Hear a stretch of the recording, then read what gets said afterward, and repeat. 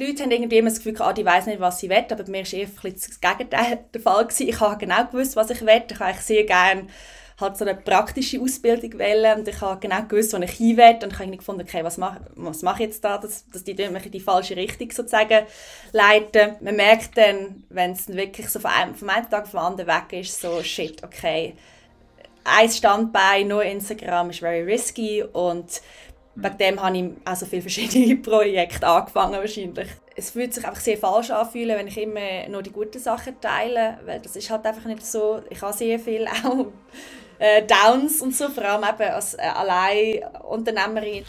Willkommen beim Storyflow Podcast, dem Podcast zum Schreiben von deiner eigenen Geschichte. Ich bin der Flo und mache mich mit euch auf die Suche nach Menschen, die ihren eigenen Weg gehen und ihre Erlebnisse auch mit anderen teilen.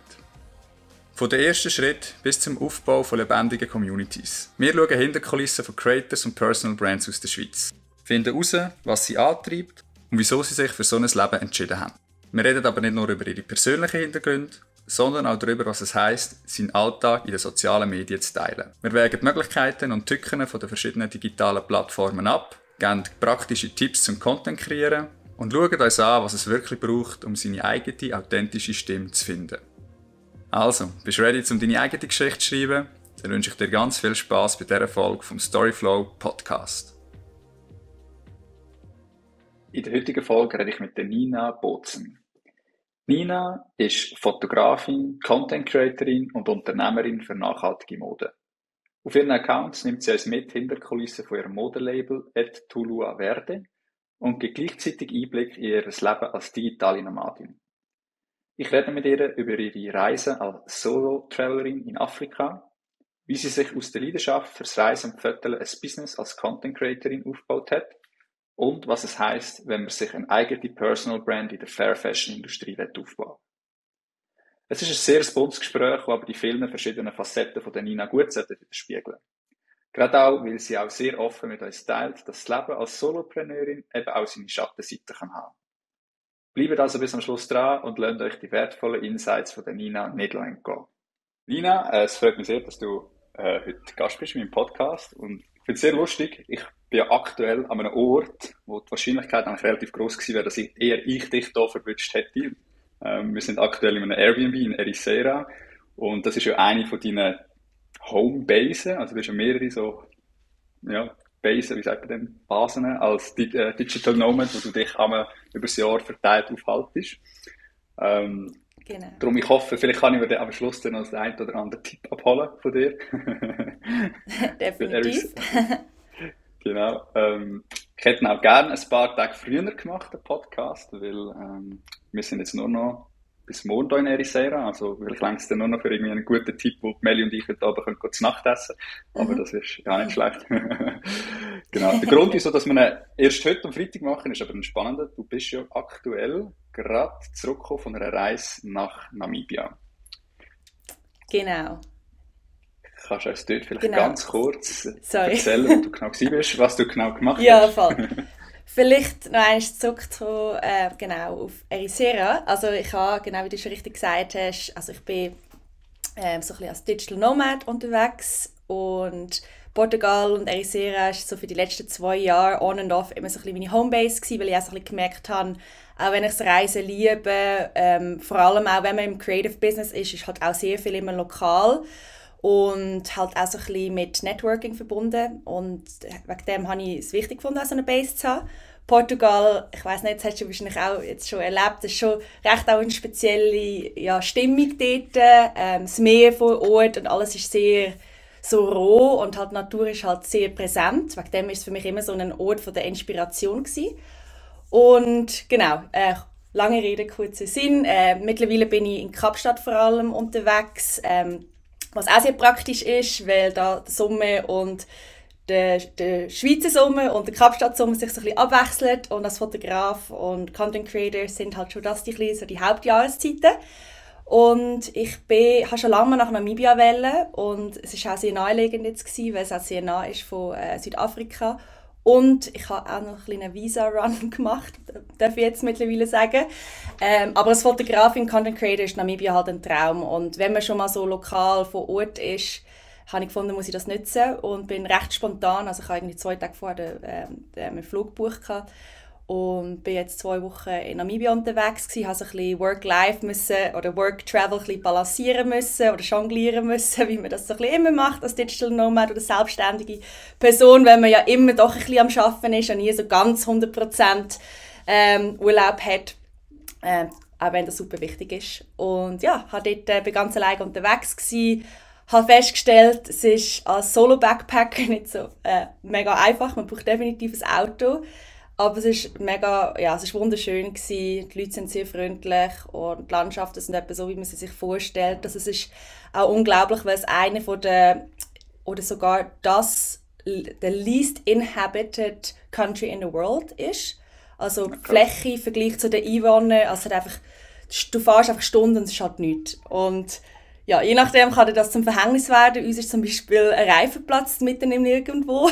Und Kollegin und ich haben beide keine Ahnung, wie wir jetzt genau mit dem vorgehen.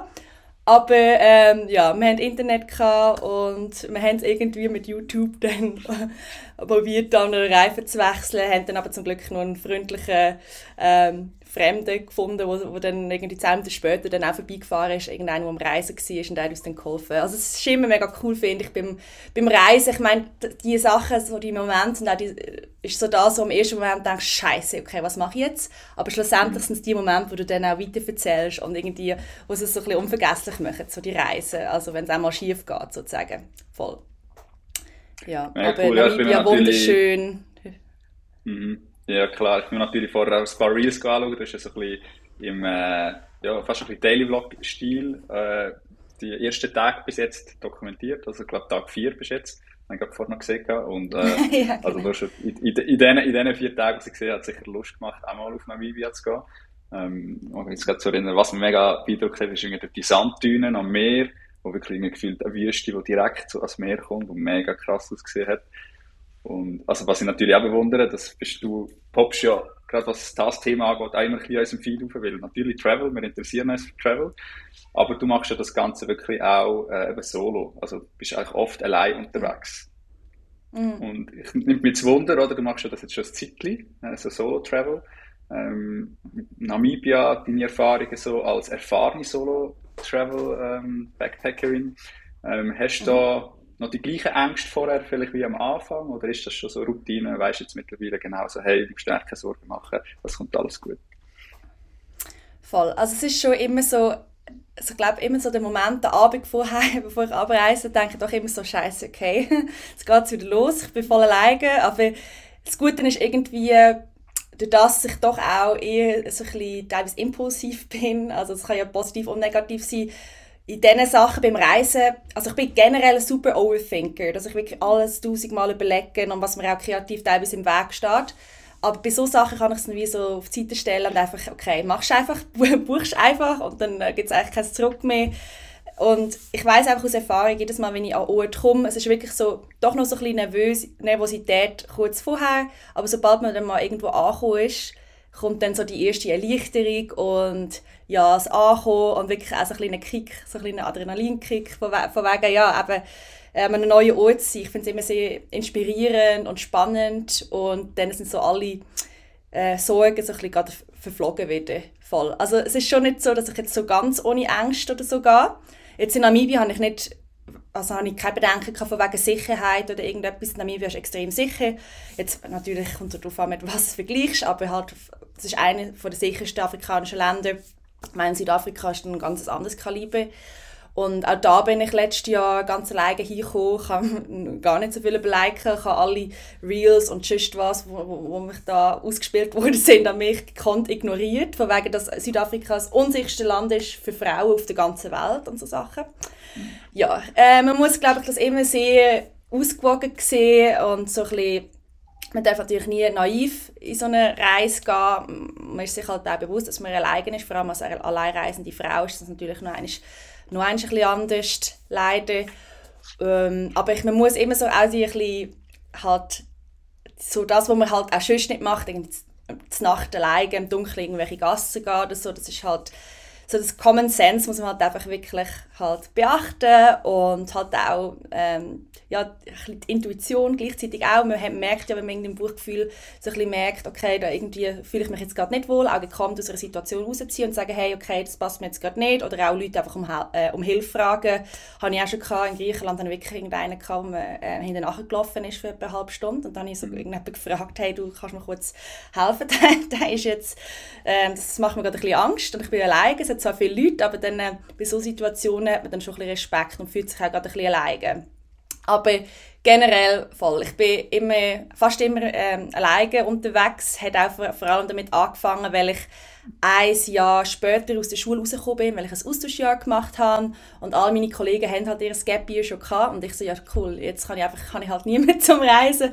Habe dann gefunden, okay, dann mache ich es halt selber. Also ich will nicht, dass meine Träume von irgendjemandem anderem abhängig sind. Und ich will halt mir das ermöglichen, oder diesen Lebensstil ermöglichen, wo ich mir träume, ohne dass jemand anderes mir dabei helfen muss.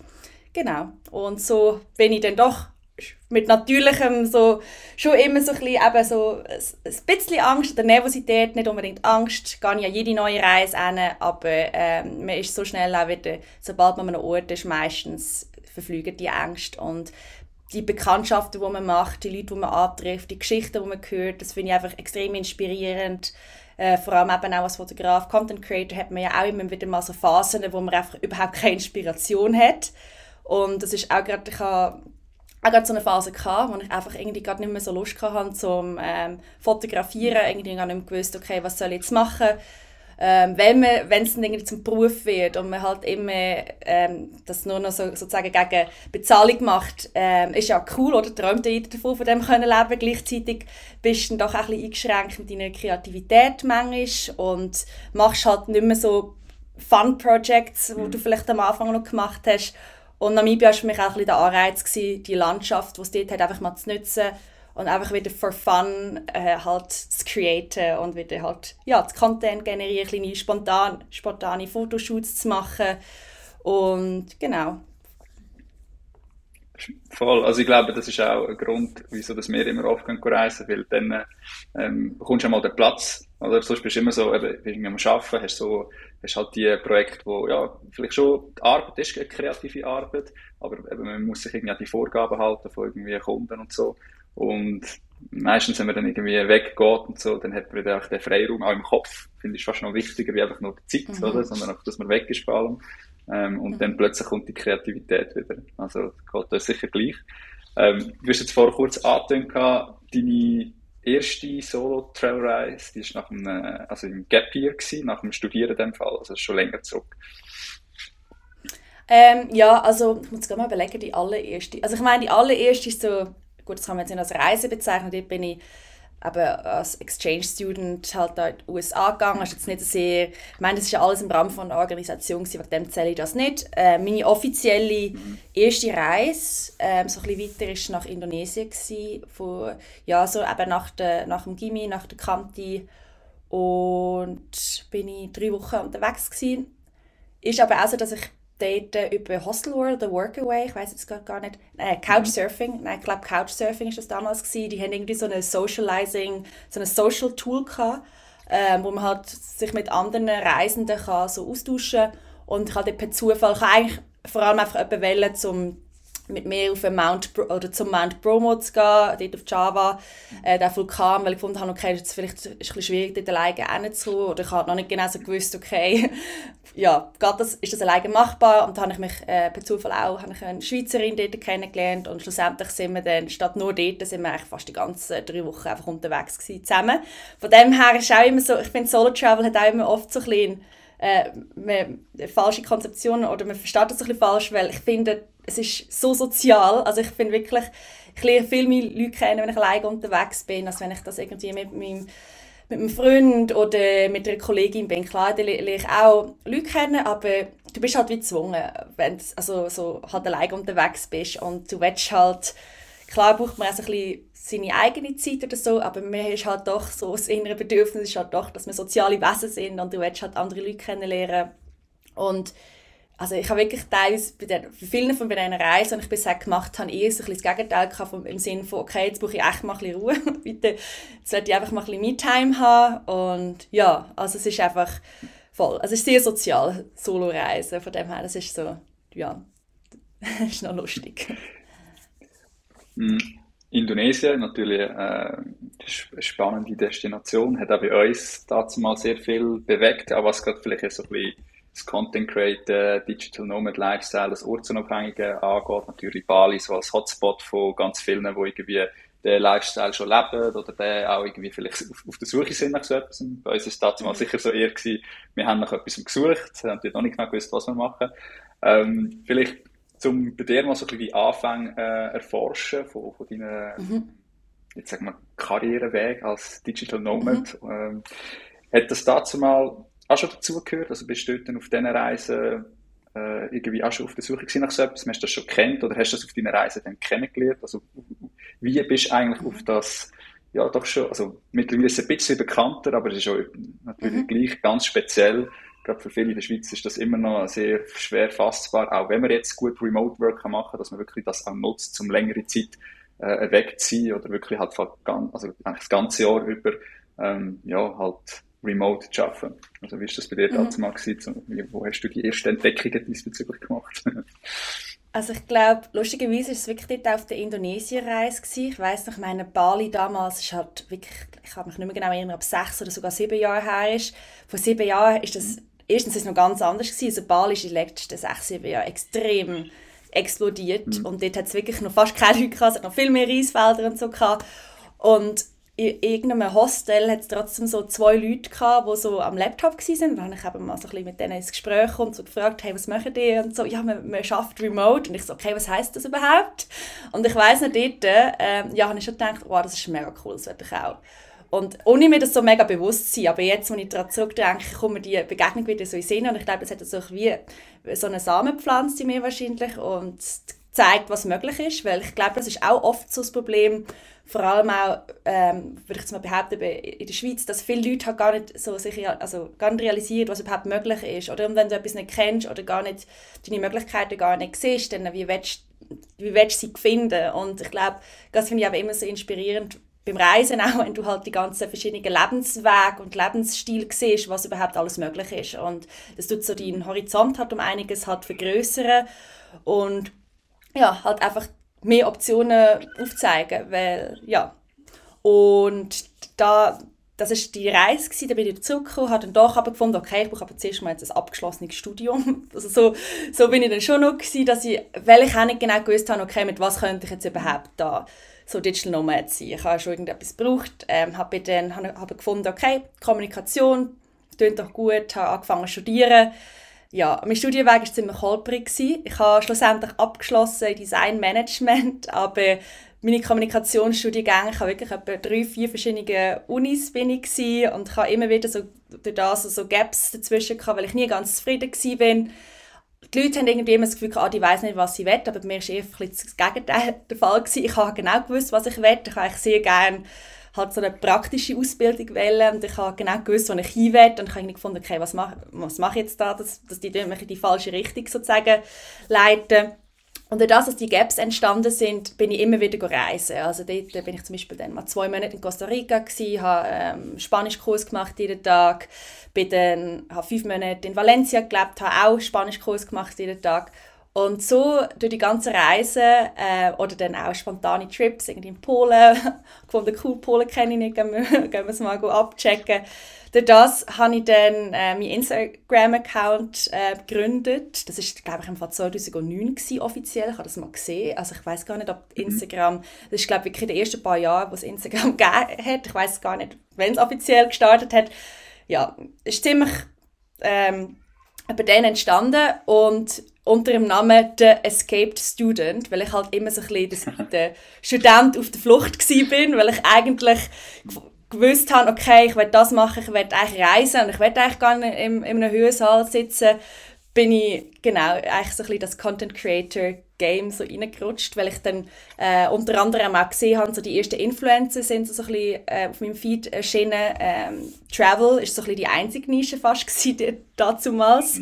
Und habe dann durch den zweiten Impuls dann eben gesehen, oh, mega geil, man kann irgendwie man kann halt reisen und davon leben oder immer reisen und habe dann, weiss noch, damals dort bin ich in Kroatien in der Ferien gewesen, habe gefunden, okay, das ist auch eine Möglichkeit, das ist mega cool, ich liebe Reisen und ich liebe Fotos zu machen, ich liebe darüber zu schreiben, ich liebe es, andere Leute zu inspirieren und habe ich wirklich dort in Kroatien an diesem Strand entschieden, okay, ich will Content Creator werden.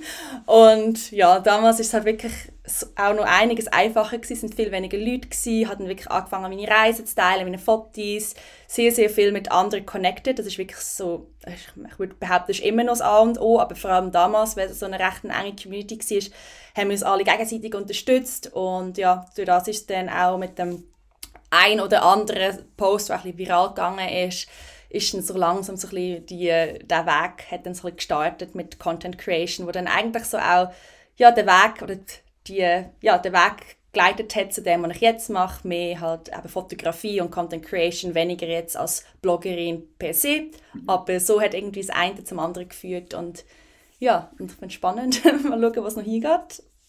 Ja. Aber das heisst, du hast in dem Fall eine Zeit lang vor allem wirklich so über Kooperationen dann Geld verdient. Ist das so ein bisschen die Haupteinnahmequelle gewesen als Content Creatorin, oder? Also weniger irgendwie, eben dort hat es deine anderen Brands, die du jetzt hast, bis es noch nicht gegeben. Du bist einfach so, ja, ob es jetzt Content Creator ist oder Influencer, leider Influencer immer so ein bisschen negativ behaftet, das Wort. Aber schon ein bisschen, das ist auch so ein bisschen dein Hauptjob gewesen in diesen Jahren. Voll. Also dort war ich noch am Studieren, wegen dem habe ich es immer so ein bisschen, ich muss auch wirklich gestehen, ich habe dann während dem Studium bin ich fast schon ein bisschen mehr dort mit beschäftigt gewesen, als, ja, ich habe mich dann doch nicht, also ich bin immer noch eine gute Studentin gewesen, aber ich bin dann doch schon recht in die Selbstständigkeit reingerutscht. Ich habe angefangen ganz klassisch wahrscheinlich wie die meisten, halt wirklich einfach mal so ein kleines Portfolio aufbauen oder mal so ein paar Referenzen zu haben, mit kleinen Startups, alles in der Nachhaltigkeitsbranche gewesen, die sowieso halt oftmals auch nicht so das Budget hatten, so hey, schick mir doch etwas und ich tue im Gegenzug etwas dazu posten. Und durch das hat dann eben angefangen mit ein paar unbezahlten Kooperationen, wo ich wirklich noch ganz klein war und dann nach und nach habe ich dann angefangen, zuerst auch von mir aus ein bisschen zu pitchen, dann auch mit meiner Preisliste, mit dem Media Kit und nach sind die Leute automatisch auf mich zugekommen und ich bin mega neben dem Reisen ja auch sehr im Thema Nachhaltigkeit beschäftigt gewesen. Das war auch eher sehr eine enge Nische gewesen. Also man hat sich auch so ein bisschen gekannt. Deutschland in der Schweiz hat eben nicht so viel gehabt und dementsprechend hast du praktisch fast mit allen oder nachhaltigen Startups ein bisschen zu tun gehabt. Und ja, ich habe während meiner Studentenzeit gut davon leben und dann, nachdem habe ich auch noch die ersten paar Monate, nachdem ich fertig studiert habe, habe ich dann auch weiterhin davon gelebt. Was ich dann ein bisschen gemerkt habe, was ein bisschen das Problem ist, wenn ich wirklich unterwegs bin, nonstop und irgendwo in Bulgarien, im Nirgendwo bin, ist es ein bisschen schwierig, Produktwerbung zu machen. Und und durch das, dass ich halt sehr viel unterwegs bin, das merke ich halt auch jetzt. Ich glaube, die Leute wissen teilweise gar nicht, wo ich bin. Und durch das ist so ein bisschen der Shift gekommen von so bezahlten Kooperationen, was mir immer noch Spass gemacht hat, aber ich habe dann wie so gemerkt, was mir am meisten Spass macht, ist einfach den Content selber zu produzieren. Ich hätte jetzt weniger unbedingt Werbefläche sein und so ist ein bisschen der Shift dann entstanden, einerseits Social Media Wissen, das ich mir aufgebaut habe, weiterzugeben und anderen Unternehmen zu helfen im Bereich Social Media Marketing und andererseits halt auch mehr mich auf Content Creation an sich zu fokussieren, dass ich wirklich einfach Fotos mache und Videos kreiere und dann an Brands verkaufe, genau, weil durch das, dass ich so viel unterwegs bin, ist es einfach teilweise sehr schwierig gewesen, halt die ganzen Pakete so zu koordinieren und habe dann irgendwann auch gemerkt, so nach 5 Jahren oder ich meine, offiziell weiss ich jetzt nicht, es sind etwa wahrscheinlich 4 Jahre gewesen, wo ich wirklich so als Content Creator tätig war. Irgendwann habe ich dann wie so gemerkt, ja, ich bin jetzt ein bisschen aus dem rausgewachsen. Ich finde es immer noch sehr dankbar für all das und ich finde es immer noch mega spannend. Aber mir ist es irgendwie auch extrem wichtig, einfach authentisch zu sein und durch das habe ich nicht Lust, da meinen ganzen Feed als Werbefläche zu benutzen, auch wenn ich die Unternehmen immer unterstützt habe. Ich ich habe mich inspirieren, mehr spontan sein. Das ist halt auch so oft gewesen, dass ich irgendwie eine bezahlte Kooperation planen kann, aber an dem Tag halt unbedingt eigentlich etwas teilen wollte, wo mir jetzt gerade durch den Kopf gegangen ist. Und ja, ich bin durch das, dass ich jetzt nicht mehr, aber ich bin damals wirklich 100% habe ich von dem gelebt, aber mittlerweile ist das nicht mehr so und das gibt mir auch eine gewisse Freiheit. Also ich habe so die Beziehung zwischen Social Media, ich weiß nicht, ob ihr das auch erfahren habt, halt so die Balance zu finden, ist nicht immer so leicht. Und durch das, wenn man nicht mehr finanziell davon abhängig ist, das kann auch einige, das Gewicht von der Schulter nehmen. Weil ich auch in Griechenland damals einen Moment hatte, wo mein Account einfach von einem Tag auf den anderen einfach gelöscht worden ist. Und ich hatte dann per Zufall über eine, die bei Instagram gearbeitet ist, die hat mir das wieder freischalten, aber dort, ich meine, Instagram gibt keinen Support. Jetzt haben sie das Meta-Verified System. Wenn man dort ein Mitglied ist, dann hat man diesen Support. Das ist auch, wieso ich das jetzt mittlerweile habe. Nicht wegen dem blauen Haken, sondern einfach, weil ich diesen Support will. Aber man merkt dann, wenn es wirklich so vom einen Tag auf den anderen weg ist, so shit, okay, ein Standbein, nur Instagram ist very risky und wegen dem habe ich auch so viele verschiedene Projekte angefangen wahrscheinlich, ja. Bevor wir vielleicht jetzt auf die verschiedenen Projekte noch ein bisschen eingehen, mir nimmt es noch Wunder, oder? Das ist ja ein recht langer Prozess, oder? Und du hast es ja schön so ein bisschen erzählt gehabt, oder da fällt mir mal, also irgendwann ist mal der Entscheid gestanden in Kroatien, hey, doch, du willst das verfolgen, du widmest dich dem. Hast du dazu mal wahrscheinlich schon irgendwie eine gewisse Followerzahl, Community gehabt, also einfach, wo du halt nebenbei just for fun sozusagen aufgebaut hast. Und das ist ja dann aber doch nochmal etwas anderes, sagen, okay, mal, ich will jetzt von dem leben, oder? Und ich will jetzt mit dem wirklich Geld verdienen und ich setze jetzt auf das. Hat es denn dort vielleicht gerade so in der Anfangszeit da irgendwie so einen Moment gegeben, haben Sie vielleicht einen Moment, wo der bestätigt, mal, hey, das funktioniert, das geht, ich kann mir da etwas aufbauen, aber vielleicht gleich aber auch so, es gibt ja immer beides, oder? Auch so einen Moment, denkst du, geht das echt wirklich? Also setze ich aufs Richtige? Ist echt da nicht irgendwie so eine Bubble oder so eine Blase oder irgendetwas, wo man hinten anjagt, wo man denkt, hey, nein, das sieht immer so schön aus bei anderen, oder? Vielleicht kannst du da jetzt noch so ein bisschen eine Erfahrung teilen von dieser Zeit. Also ich muss sagen, ich bin damals halt, ich meine, ich bin immer noch jung, aber ich bin halt sehr jung gewesen. Und ich bin am Studieren gewesen, und als Student denkst du auch nicht immer so mega krass langfristig vielleicht, oder ich zumindest nicht. Ich habe es einfach cool gefunden, hey, ich probiere es jetzt einfach, und ich meine, ich muss jetzt auch sagen, ich habe jetzt nicht das mega krasse Gehalt gehabt oder so, vor allem halt in dieser Nachhaltigkeitsbranche. Ich muss auch sagen, ich habe mich teilweise einfach ein bisschen unter Wert verkauft, muss man definitiv sagen.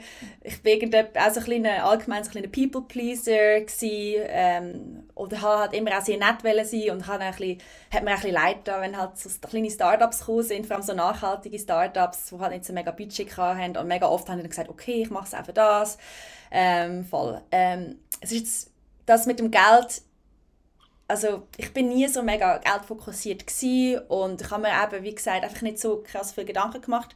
Mir war damals auch schon ein bisschen bewusst gewesen, okay, ich will das nicht für immer machen wahrscheinlich, aber ich finde es ziemlich cool, dass es einfach Türen eröffnen. Ich meine, ich habe mega viele verschiedene Connections können aufbauen durch das. Ich war ein paar Mal zum Beispiel an der Nachhaltigkeitsmode-Messe gsi, Neonit, dort mit ganz vielen verschiedenen fairen Brands und so halt geredet gehabt. Und ja, ich glaube, man darf sich nicht, es ist wichtig natürlich zu wissen, wo man hin will, aber gleichzeitig ist es auch wichtig, sich nicht immer zu viel Gedanken zu machen und einfach mal loszulegen und einfach zu machen. Und ich meine, man sieht ja auch jetzt, ich glaube, es gibt so mittlerweile doch auch schon ein paar, die jetzt vielleicht das nicht mehr beruflich machen, die es mal gemacht haben, die ich so in meinem Umkreis sehe, weil sie sozusagen aber das trotzdem immer noch nutzen, um zum Beispiel eben jetzt als Fotografin weiterzumachen oder Fotograf, oder halt sich mehr so auf Content Creation an sich zu fokussieren. Ich meine, schlussendlich lernst du mega viel relevante Skills. Ich glaube, heutzutage braucht einfach jeder einen Content Creator, jedes Unternehmen, und Social Media kannst du halt fast nicht mehr wegdenken von einer Marketingstrategie.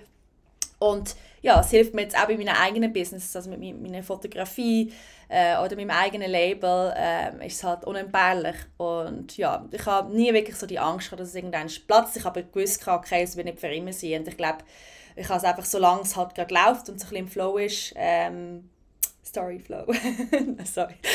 Flow ist, habe ich gefunden, nütze ich das einfach und schauen, ja.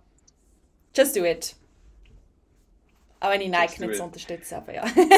Aber dort haben sie recht. Genau, Ja. genau. Ja, dann kommen wir doch von Nike zu ein bisschen nachhaltigeren Labels oder zu deinem nachhaltigen Label, weil du hast das schon ein paar Mal angetönt, du hast neben deinem Fotografie-Business auch noch ein eigenes Label gegründet und vorher gerade auch erwähnt, du hast ja dort auch tolle Erfahrungen können sammeln, eben über so Modemessen, bei Fair Labels und so. Wolltest du jetzt mal kurz mitnehmen, einfach in deine Brand, die du da aufgebaut hast, was das genau für eine Brand ist, was das für Mode ist und vielleicht auch, an was für einem Punkt das jetzt aktuell gerade stehst mit diesem Projekt. Yes, also ich habe, wie gesagt, nachhaltige Mode hat mich schon immer so interessiert, weil ich damals halt auch den Film gesehen habe, The True Cost, und da wirklich gesehen habe, was da alles dahinter ist, bei so Fast Fashion Labels, und dass es einfach so nicht weitergehen kann. So, auch dort war eigentlich so der Samen schon recht früh gepflanzt gewesen. Damals in meiner Studentenwohnung in Utrecht in Holland. Nachdem ich den Film gesehen habe, habe ich gefunden, okay, so kann es nicht weitergehen. Und ich habe wirklich so radikal alles umändern und das nicht weiterhin unterstützen. Und habe dann eigentlich so mal ein bisschen angefangen, so, okay, was gibt es denn für Alternativen? Damals, aber auch wieder, vor 6 Jahren, ist halt der Markt noch nicht so noch nicht so ausgebaut wie jetzt. Und habe irgendwie gefunden, okay, aber was ist denn die Alternative? Das meiste sieht halt mega öko, ohne das jetzt als abwertendes Wort zu benutzen, halt sehr altmodisch aus und nicht sehr contemporary und nicht so, wie ich mich halt gerne anlegen und gleichzeitig tue ich mich halt gerne schön anlegen und habe dann wie so ein bisschen den Konflikt gesehen, so ästhetische, coole Sachen, die halt wirklich ehrlich nachhaltig sind und nicht greenwashed nachhaltig, habe dann gefunden, okay, ja, das muss ich irgendwie ändern. Fast forward, dort hatte ich aber überhaupt noch keine finanzielle oder Ressourcen gehabt, um überhaupt den Gedanken zu haben, ein Label zu starten. Vor 2 Jahren dann habe ich oder mittlerweile 3 Jahre, habe ich mir dann konkret auf Gedanken gemacht, weil ich gefunden habe, okay, es wäre schon sehr cool, ein eigenes Label zu haben. Ich meine, ich habe so viel für andere Labels gemacht, immer so viele andere unterstützt, viel über andere Labels bloggt. Ich fände es irgendwie cool, etwas zu haben, was wirklich mehr ist, weil das ist auch so ein bisschen der Konflikt, den ich teilweise hatte als Content Creator. Klar bist du selbstständig, aber irgendwie bist du doch irgendwie immer im Werbung machen für andere. Und ja, und ich habe gefunden, okay, ich hätte etwas haben, das wirklich mir selber gehört. Und dann habe ich Tulua Verde gegründet. Das ist mein nachhaltiges Slow Fashion Label. Ich habe dann einerseits biete ich Schmuck an und bin jetzt dran, dann bald, hoffentlich im nächsten Monat, in den nächsten 2, meine nachhaltige Bademode rauszubringen. Bademode/Surfmode, weil ich auch sehr gerne selber surfe und das hat sehr reingeflossen ist. Ja, genau, die Bademode ist da in Kapstadt produziert. Das ist auch ganz eine lange Geschichte. Es war ein mega langer Prozess gewesen. Ursprünglich wollte ich es in Portugal produzieren, bin dann einfach viel zu klein von meinen Stückzahlen her. Habe dann aber irgendwie durch einen Kontakt meinen Weg auf Südafrika gefunden. Und mein der Anreiz, um das zu gründen, war nicht nur eben das gewesen, okay, ich würde so das, was ich mir so vorstelle, was ich cool fände für ein nachhaltiges Label, hat es einerseits noch nicht so 100% auf dem Markt in der Schweiz, weil in der Schweiz ist auch immer so ein bisschen das Ding, es war nicht immer so leicht gewesen, halt vom Ausland zu bestellen oder auch sehr teuer. Einerseits habe ich das so ein bisschen angehen, das Problem, und gleichzeitig habe ich es einfach auch mega interessant gefunden, okay, ich meine, ich habe mit so vielen nachhaltigen Labels immer zu tun gehabt und alle haben immer darüber geredet, wie schwierig es ist. Und ich wollte dann eigentlich selber herausfinden, ob das stimmt. Ich fand, das kann ja nicht so schwierig sein. Und habe dann jetzt doch feststellen, ja, es ist nicht so leicht, wie man sich das vorstellt. Ich finde es aber spannend, halt den ganzen Prozess dahinter zu sehen. Und das ist eben auch wirklich eine von meinen Motivationen. Es war jetzt nicht, ich könnte jetzt ein mega Empire werden oder so und nur das noch machen. Ich finde es einfach extrem spannend, den Prozess dahinter zu verstehen. Ich meine, es tut auch so ein bisschen die Wertschätzung wieder so einem klar machen, so hey, Kleider, das ist so viel Arbeit, die dahinter steckt, das ist so viele Sachen, die wir gar nicht sehen. Genau, so. Und ja, jetzt bin ich am Label dran, jetzt wirklich so ein bisschen im Endspurt. Aber man muss halt auch immer sehen, was ich gemerkt habe, vor allem mit einem Slow Fashion Label, es ist schwierig, immer so Deadlines zu treffen. Und in Südafrika arbeitet es sowieso noch ein bisschen anders als in der Schweiz. Und wir haben recht viel Missverständnis leider auch. Also es gibt schon sehr viele Challenges, vor allem zur Zeit, wo einem doch immer wieder hinterfragen lassen, okay, Scheiße, will ich das überhaupt? Oder ist es eine richtige Entscheidung gewesen? Aber ich glaube schlussendlich, ja, man lernt viel. Und auch wenn es nach 2-3 Jahren, halt, wenn man an einen Punkt kommt und merkt, okay, es funktioniert einfach nicht, man hat es zumindest versucht. Und ich glaube, es gibt das schöne Sprichwort, dass es eben, ich meine, Failure gibt es nicht, es gibt es eigentlich nur, wenn du gar nicht erst probierst. Und genau. Und ja, das ist so ein bisschen meine Motivation. Wenn nicht aus den Failures... Genau. Und wenn du aus den Failures lernst, ist ja immer auch dann die Erfahrung. Ja, genau. Wünsch, eben, wie man es dann vielleicht nicht macht oder was beim nächsten Mal dann vielleicht anders kannst machen. Aber ich finde es noch schön, oder? Weil du sagst, es ist Slow Fashion und in dem Fall der Prozess, oder? Wenn ich es richtig verstanden habe, vor 6 Jahren hast du die Idee dazu oder hast du gedacht, hey mal, das wäre cool. Und der Prozess geht in dem Fall jetzt auch schon ein paar Jahre und jetzt bist du aber in dem Fall an einem ganz spannenden Punkt, wo tatsächlich jetzt auch kurz davor bist, dass die erste Linie rauskommt. Genau. Ja, vor 6 Jahren habe ich mir so ein bisschen den Ursprungsgedanken mal gehabt, wenn ich das ein bisschen den Aha-Moment hatte, wo ich mich mit dem Thema Fair Fashion, nachhaltige Mode halt angefangen habe zu auseinanderzusetzen. Und konkret arbeite ich an dieser Idee jetzt seit etwa 2-3 Jahren. Ich glaube, vor 3 Jahren habe ich eben angefangen. Ich habe auch wieder, das ist spannend, man muss immer so ein bisschen offen sein als Unternehmerin, für was es für Möglichkeiten sich so ein bisschen auch eröffnet auf dem Weg, weil ich habe eigentlich nie vorher Schmuck zu machen, habe dann aber eine Frau kennengelernt, die ein mega cooles Unternehmen hat und halt, sie ist Inderin und hat in Kaschmir, hat in so einer Konfliktzone so Family Workshops errichtet, wo halt wirklich den Leuten vor Ort, die eigentlich fast keine Arbeitsmöglichkeiten haben, halt eine Chance geben, indem sie diesen Leuten Arbeit gibt. Und die Frau ist so super und sie hat ihr eigenes Schmucklabel und wir sind damals eben auch eigentlich in Form von einer Kooperation zusammengekommen. Ich hatte aber, wie sie dann angefragt hat, hey, ich finde das mega cool, was du machst, kann ich nicht meine eigenen Sachen produzieren? Und ich glaube, die meisten hätten dann irgendwie eigentlich Nein gesagt, aber sie ist wirklich so jemand, der halt einfach sehr selbstlos ist und auch wirklich den Konkurrenzgedanken auch gar nicht hat. Und ja, sie hat dann mir das ermöglicht und durch das ist das mit dem Schmuck so zustande gekommen.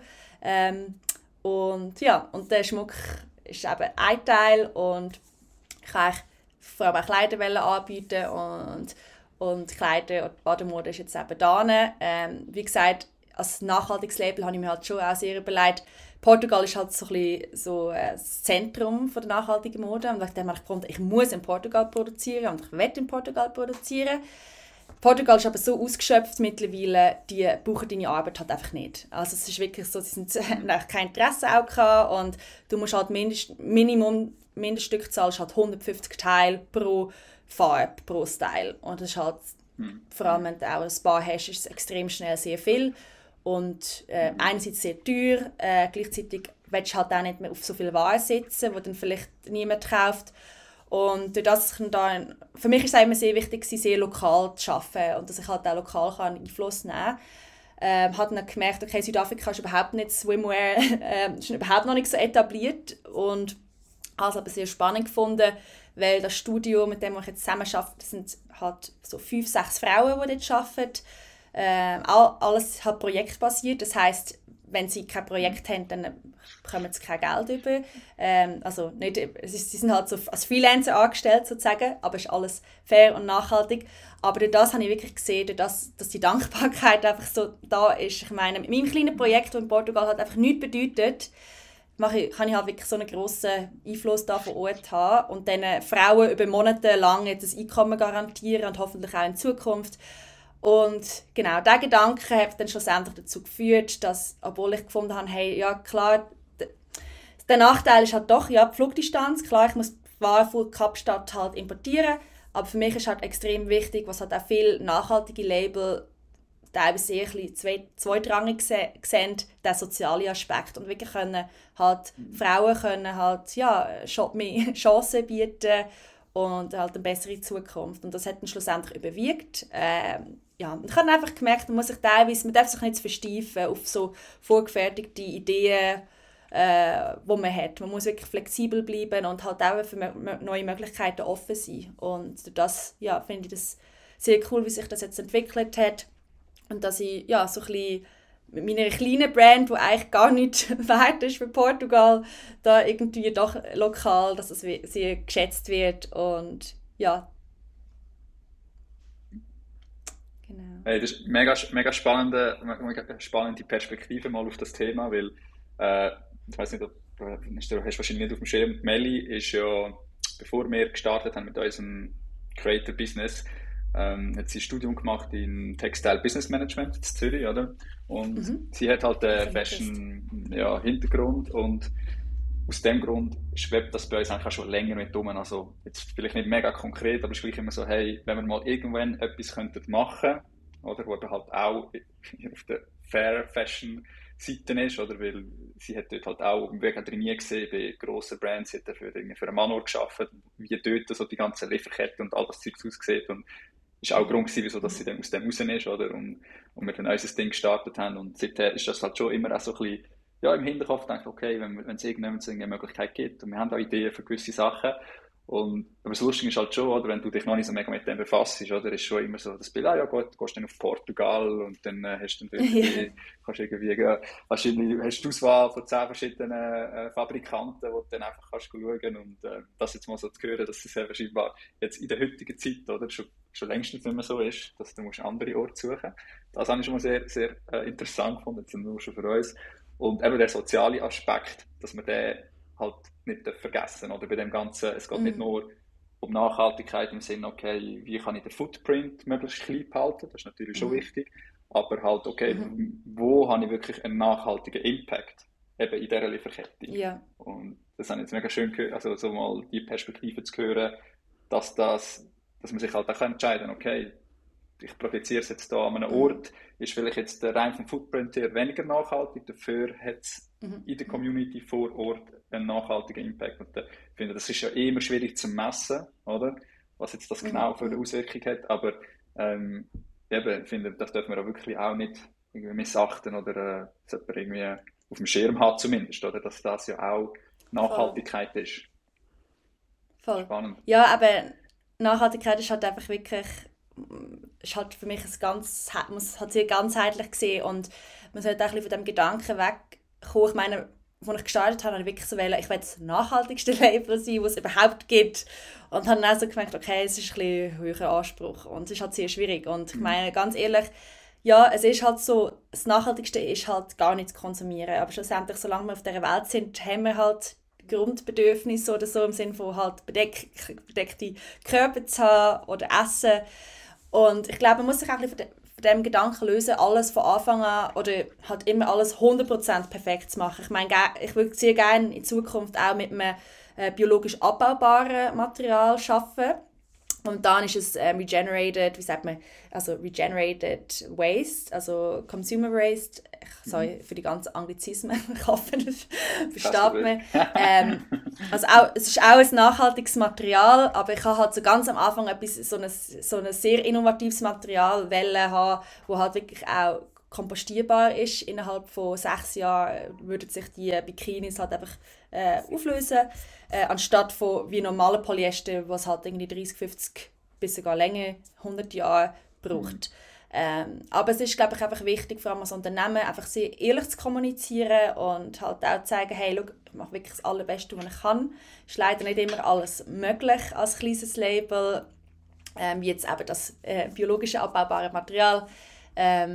Aber halt einfach halt ganzheitlich darauf zu schauen, wie gesagt, halt eben, ich finde, der soziale Aspekt ist am Anfang fast eher ein bisschen im Hintergrund gewesen, weil halt auch von den meisten Labels halt immer so ein bisschen die Nachhaltigkeit, also der ökologische Aspekt im Vordergrund und wegen dem habe ich auch das vor allem pushen und habe dann eigentlich gemerkt, okay, es ist Soziale ist echt fast noch wichtiger, weil ich meine, ganz ehrlich, ich merke das auch halt da in Südafrika auch, weil die Leute, Nachhaltigkeit, das ganze Nachhaltigkeitsthema ist da noch so klein in Südafrika, einfach auch mit dem Grund, weil die Leute, ich meine, wenn ihre Grundbedürfnisse nicht gedeckt sind und wenn du halt nicht mal weißt, wie du den nächsten Monat kommst, dann denkst du nicht an Nachhaltigkeit. Also es ist, ja, ganz abgesehen davon, dass die Leute auch einen vergleichsweise sehr kleinen CO2-Abdruck haben.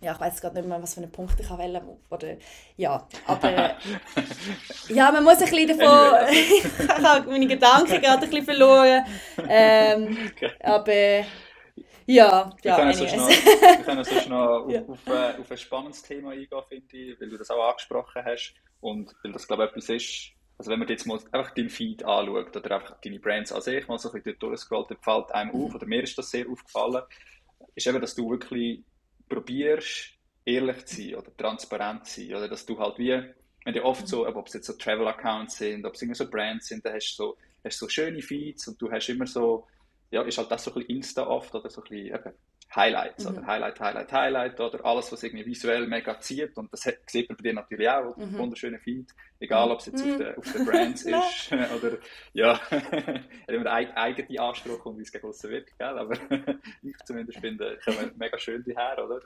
Aber wenn man dann halt eben, finde ich, inhaltlich mal reinschauen, was dann, ob es jetzt in den Captions ist, ob es aber auch auf den Reels ist, oder? Du teilst extrem viel auch eben Failures, oder wie du vorher gesagt hast. Also es ist nicht immer nur, hey, es funktioniert alles wie im Schnürli und meine Brand, die ist jetzt einfach so da und kauft und irgendwie, schau mal, wie erfolgreich das ich bin, sondern eben gerade auch so Momente, wo du vielleicht zweifelst oder wo du irgendwie, ja, auch aus deinem persönlichen Digital Nomad Leben oder als Solo-Travel, eigentlich auf allen Themen gibt es auch immer so die, eben, ob es jetzt Failures sind, ob es einfach Verletzlichkeit ist, ob es einfach eben auch real ist, Authentizität, dass du halt auch zeigst, auch gerade auf diesen Plattformen, hey, es ist übrigens nicht einfach, es scheint den ganzen Tag die Sonne aus dem Arsch.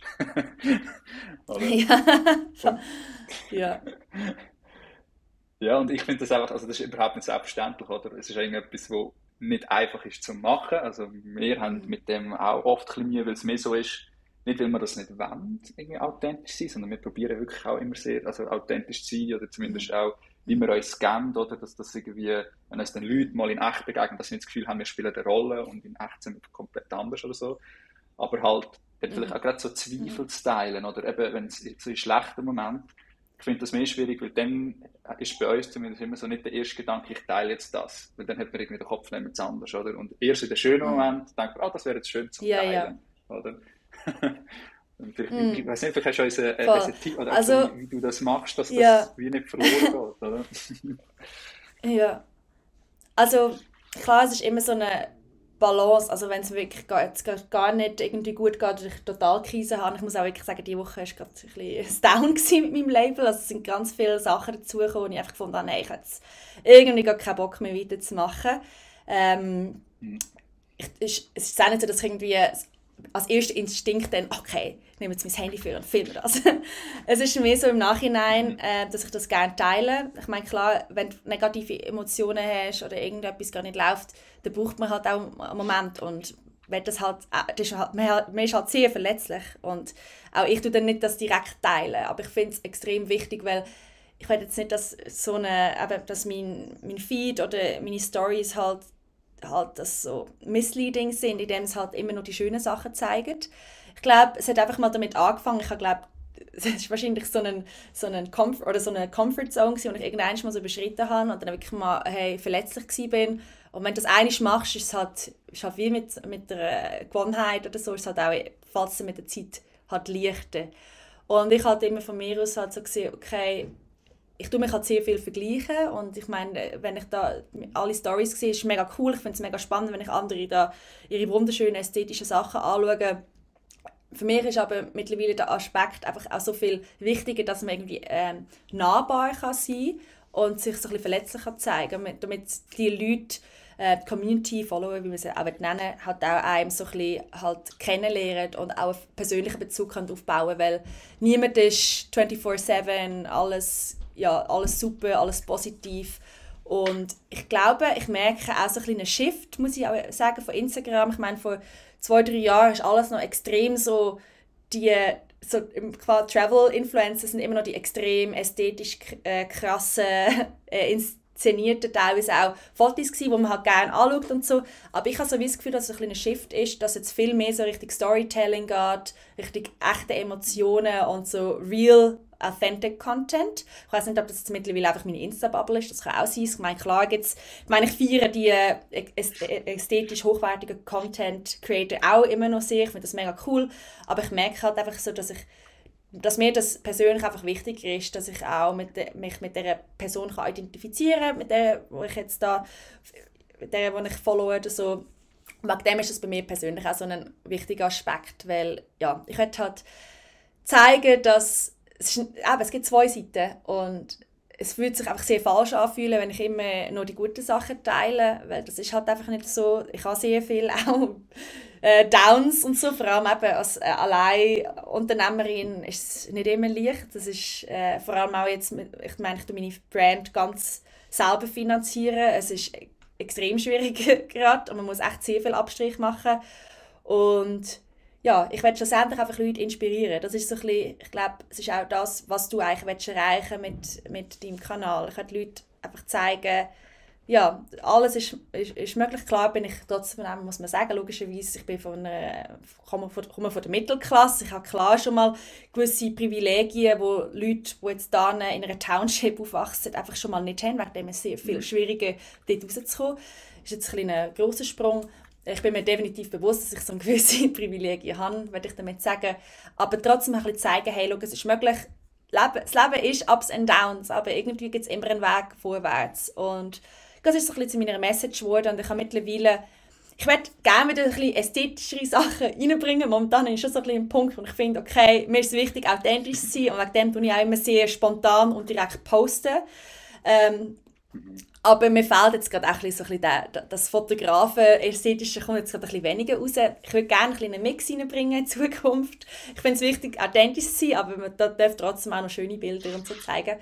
Es ist immer so ein eine Suche, glaube ich. Man verändert sich halt als Mensch. Man muss sich, der Account begleitet einem jeden Tag und man hat auch nicht immer Lust zu posten. Und seit ich das auch nicht mehr finanziell halt nicht mehr davon abhängig bin ich halt auch um einiges freier und mache mir auch nicht mehr so zu viel Gedanken über alles. Und ja, ich probiere einfach so gut es geht, mich selber zu sein. Und genau, was du vorher gesagt hast, ich habe oft halt so die Erfahrung gemacht, dass ich, wenn ich Content creator, dann plötzlich so in Real Life gesehen habe, dass sie halt voll anders sind und ich gerade fast ein bisschen schockiert bin. Und da habe ich gefunden, oh, okay, nein, ich will das ja nicht, dass das irgendwie passiert und ich will wirklich, dass Leute mich auch so in echt wahrnehmen, wie ich bin und alles andere wird sich einfach ja nicht richtig anfühlen für mich persönlich. Ja, und würdest wahrscheinlich auch einfach über eine längere Zeit gar nicht können so abrufen. Also es gibt ja schon erfolgreiche Content Creator, die klar, mega klar irgendwie Rollen spielen oder irgendwie auch fast so ein bisschen Comic Characters oder so sind, oder? Ja, das ist ja auch irgendwie ein Konzept oder so, aber ich denke gerade so die Content Creator, die schon eigentlich sich selber darstellen, oder? Wenn wir bei den Selbstdarsteller sind. Und das aber immer eine Version von einem ist, die eigentlich nicht der Realität entspricht, sondern eben immer so das Aufgehübschte oder das einfach immer der übercoole und keine Ahnung was, oder? Ich glaube, das schaffst du schon, aber nur über eine bestimmte Zeit, oder? Früher oder später kannst du nicht immer nur eine Rolle spielen. Einfach, es ist viel zu anstrengend. Also zumindest wäre es mir viel zu anstrengend. Und darum ist ja das ja genau, oder wenn du das irgendwie kannst, das braucht ein bisschen natürlich am Anfang, oder auch den Mut oder die Erfahrung, dass du merkst, okay, hey, das hat Platz für das, es ist sogar gut, oder? Es ist sogar vielleicht, also ich habe das Gefühl, der Shift, der passiert sicher, einfach weil nur schon der Konsument auf Instagram irgendwie, also mehr als Konsumenten, ein bisschen bored sind von dem ganzen, es sieht immer alles super schön aus und ja, da nochmal irgendwie der 100.000. Tolle Shot von dem, weiß doch auch nicht was, Strand in Nusa Penida, wo jeder schon, weiß auch nicht mal gesehen hat und jeder weiss mittlerweile, in einem Reel ist er einfach voll und keine Ahnung was, oder?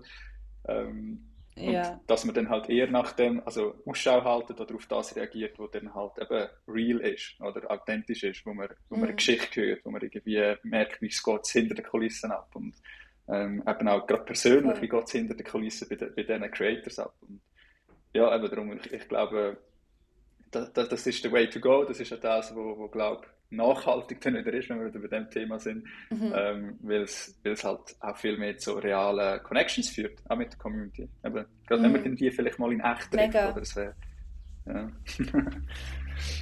Und Spannend. auch einfach der wichtige Punkt, vor allem in der Travel-Influencer-Szene, ich kenne Leute, die wirklich dann halt Stunden, also auch nicht, überhaupt nichts dagegen, ich habe einfach gemerkt, das ist nicht für mich, Leute, die wirklich halt stundenlang an einem Spot halt einfach das perfekte Foto machen wollen. Und ich habe wie gefunden, hey, ich bin da nicht um nur Content zu machen, ich bin da nicht um es zu geniessen und klar ist es cool, noch coolen Content zu haben, aber ich will nicht, dass das mein Reisen dominiert. Und ja, ich habe so ein paar so Erfahrungen gemacht, als ich dann mit Leuten unterwegs war, wo es dann halt wie, also mich stört das weniger oder so, ich habe Geduld oder so, bin auch gerne da bereit, Fotos zu machen, aber andere hat es dann wie so ein bisschen gestört oder so ein bisschen genervt. Für mich ist das halt einfach nicht so das, was ich will. Ich will wirklich in erster Linie den Ort erfahren und ich finde, es ist einfach viel spannender, halt den Ort auch wirklich zu erleben, weil wenn du wirklich nur die Insta-Spot abratterst, die Locals sind nicht dort. Und schlussendlich das Reisen macht halt wirklich das aus, dass du halt Geschichten von anderen Reisenden oder eben von lokalen Menschen kannst erfahren. Und das ist meistens in den nicht so Instagrammable Spots oder an den Orten, wo es am wenigsten erwartet ist. Und die authentischen Geschichten und die authentischen Geschichten sind halt dort, wo es am wenigsten erwartet ist. Und ich finde das einfach mega wichtig, dass man so ein bisschen dort seine eigenen Bedürfnisse lässt und sich nicht dominieren lässt von Instagram. Damit man es auch wirklich nachhaltig halt weitermacht. Ich meine, es ist, was du daraus machst. Also klischeehaft wie es ist wirklich, was du daraus machst. Instagram kann ein wundervoller Katalysator sein für Verbindungen, Beziehungen.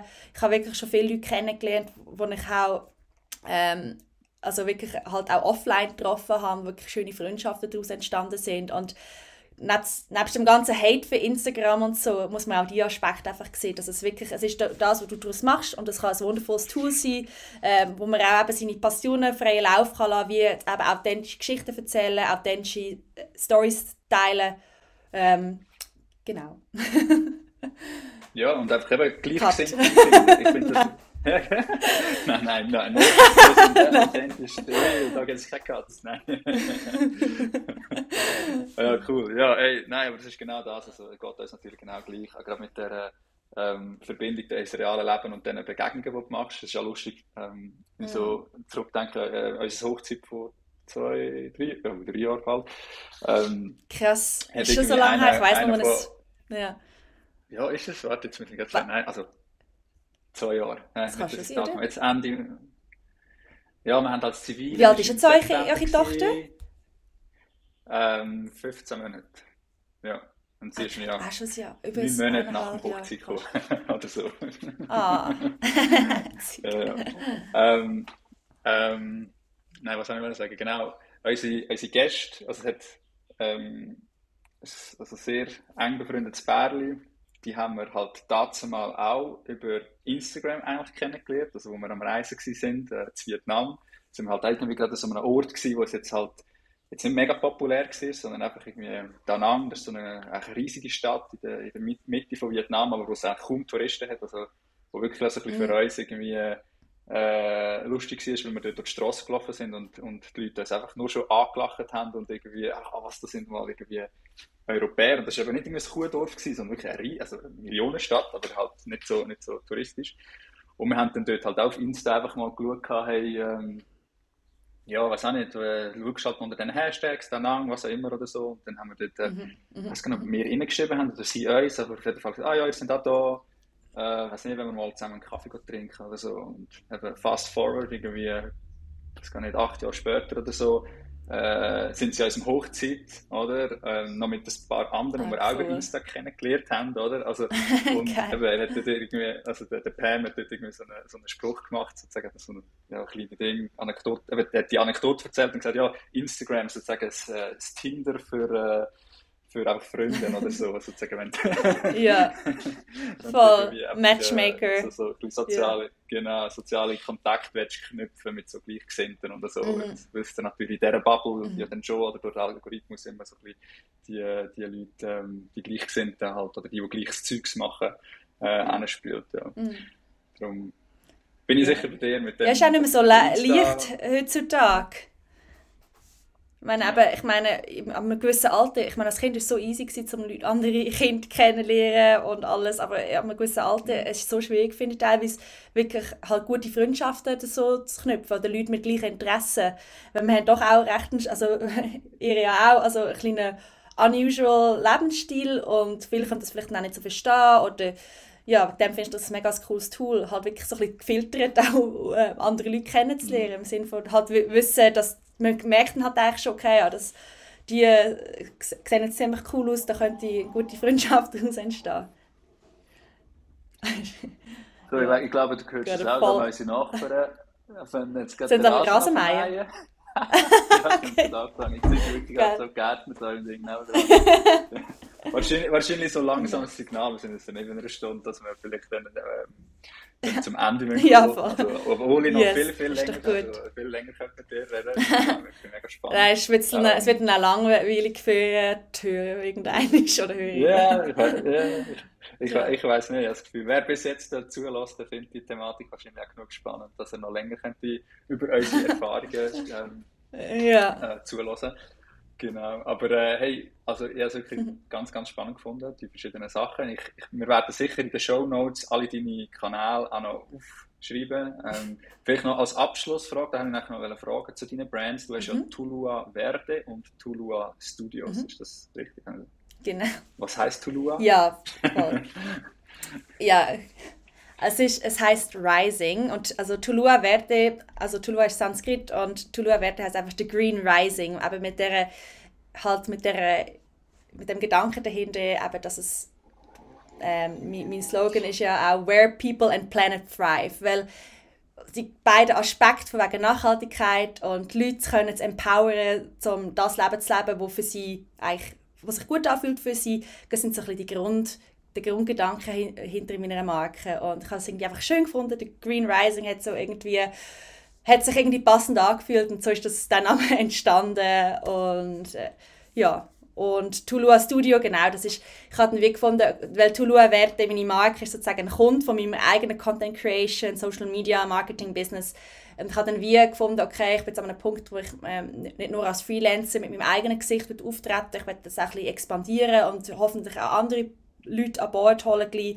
Wegen dem habe ich eben Tulua Studio gegründet, damit all meine Fotografie, mit dem Gedanken, dass all meine Fotografie und all meine Services, die ich anbiete, dann unter einem Dach so zusammenkommen. Genau. Und ich habe den Namen schön gefunden. Ich habe dann gefunden, ja, komm, eigentlich passt das noch. Ich weiss, man macht das normalerweise nicht, dass man zweimal den gleichen Namen nimmt, aber durch das, dass es wie eigentlich so ein oder ein Kunde ist von mir selber sozusagen, habe ich gefunden, das machen wir. Genau. Lange Story. Für mich ist es völlig schlüssig. Und also, falls du mit dem Gedanken spielst, ein Team aufzubauen, können wir dir das natürlich sehr ans Herz legen. Für uns hat sehr vieles im Guten verändert, seit wir nicht mehr allein. Also wir sind nie in dem ganz allein gewesen, wir waren das Zweite gewesen, aber trotzdem bist du natürlich gleich so als Selbstständiger immer halt allein in deinem Boot. Und seit wir jetzt halt ein kleines Team haben, das uns dabei unterstützt, das ist schon ein rechter Gamechanger in dem ganzen Unternehmer-Game, finde ich. Also es ist wie so, mega. Kommen dann natürlich ganz andere Themen, oder die du später befassen, irgendwie halt mehr Management, mehr irgendwie, also auch Motivation und so weiter, Organisation, aber ja, es ist auch etwas mega Spannendes und es ist sehr, sehr erfüllend, weil du dann halt auch die richtigen Leute findest, die eben auch wieder die gleichen Werte teilen und alle am gleichen Strang ziehen. Das macht das Ganze irgendwie, also ja, nochmal, hebt es auf ein anderes Level. Mega toll. Wie viel sind denn mittlerweile? Wir sind das 5., wobei nicht alle zum 100% Pensum eingestellt sind, aber wachsen und wird wahrscheinlich auch in Zukunft noch der ein oder andere dazukommen, aber ich finde das schon eine sehr coole Größe, weil du einfach so Aber wir haben jetzt auch jede Woche halt so unsere Team-Meetings und so und ja, auch untereinander zwischen ihnen funktioniert es sehr gut und so und sie machen auch in Abwesenheit von uns immer so Coworking-Tage, oder, wo sie dann zusammenkommen und Cool. ja, es ist einfach sehr, sehr schön zu sehen, wie das so ein bisschen zusammenwächst und dann, ja, eben, es nimmt ein, also, Mega. klar, es gibt auch Druck, weil du plötzlich für andere Leute verantwortlich bist und halt musst schauen, dass genug reinkommt, damit du denen nicht Löhne kannst zahlen. Aber es nimmt dir natürlich auch sehr viel Druck, weil es sich einfach auf mehr Schultern verteilt. Und wenn du die richtigen Leute hast, die dich darauf verlassen dann lässt es das halt dazu. Also gerade das, was wir jetzt aktuell machen mit dieser Reise, oder, wo wir uns schon sehr fest auf uns können konzentrieren, auf die Kleinen können konzentrieren. Oder, das wäre natürlich alles so vorher nicht möglich gewesen, dass wir da wirklich aus der Ferne, so remote, einfach ein bisschen die Fäden können ziehen und irgendwie ein gutes Gefühl dabei haben, dass das Business trotzdem läuft und sich weiterentwickelt. Ja. Ah, mega cool. Mega wertvoll. Ja, definitiv der nächste Schritt, weil aber wie man gehört hat, ich habe schon recht viel, ich tendiere mich auch immer ein bisschen zu überladen und nach dem, ich glaube, langsam mal an der Zeit, mal ein bisschen Leute an Bord zu holen. Ja. Nicht einfach. Cool, hat mich mega gefreut. Ja, hey, sorry. Es gab Verzögerung. Ja, wir haben immer noch ein bisschen, das ist halt die Verbindung von Portugal auf Südafrika. Ist eigentlich gleich Wahnsinn, dass das auch so möglich ist. Oder 2 Schweizer und ja, mega. Remote, irgendwann egal wo man auf der Welt ist, kann man das machen. Mega cool. Ja. Vor allem, wir haben das ja vorher auch noch nie echt gesehen, aber immer irgendwie in diesem Insta-Ding so ein bisschen wieder aufgepoppt und gesehen und gedacht, hey mal, das ist spannend und von dieser Person würde ich gerne mal mehr hören und das ist jetzt genau auch wieso, dass ich den Podcast ins Leben gerufen habe, um einfach mal so ein bisschen, die Geschichten zu hören von so spannenden, interessanten Menschen wie mega dir. Cool. Ja, hey, danke dir sehr vielmals. Für alle die bis jetzt zugelassen haben, könnt unbedingt bei der Nina mal vorbeischauen, bei den verschiedenen Accounts. Es lohnt sich definitiv, also wirklich ganz cooler Content. Und ja, gebt dieser Folge sehr, sehr gerne auch eine Bewertung, ein Feedback.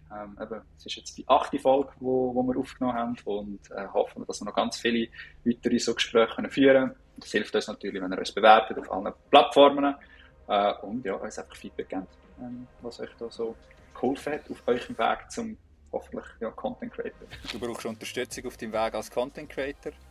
Dann wird Teil von unserer wachsenden Schweizer Community auf storyflow.ch und schreib auch du deine eigene Geschichte.